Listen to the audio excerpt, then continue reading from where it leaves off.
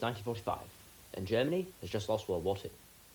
As punishment for losing and causing the deaths of 70 million people, probably the latter, Germany lost these pre-war territories to Poland, Lithuania, and the USSR, and was divided into 4 zones which were to be occupied by the Allied powers. Britain received the north, the USSR received the east, the USA received the south, and France received the west, and the city of Berlin was also divided in much the same way. Originally, the Allies had intended to govern Germany as a single unit, but this simply didn't happen due to the Allies' conflicting goals.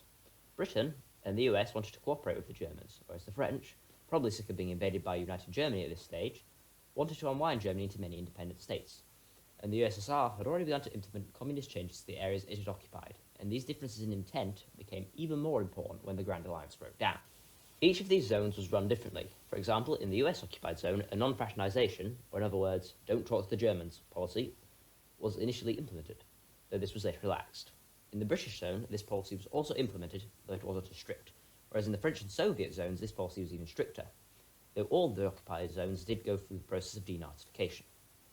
Another area of contention came from the expulsion policy agreed at the Potsdam Conference, which led to the German populations of the non-German Eastern European countries being sent to Germany, which shockingly upset the French, as they hadn't been consulted about this and as a result were unwilling to let any more expelled Germans into their occupation zone. Along with this, the food situation in the zones was dire, though over time this did improve. Western-Eastern relations did not improve, and in 1948 Stalin ordered a blockade of West Berlin, refusing to end the blockade until the Allies withdrew the newly introduced Deutschmark from West Berlin.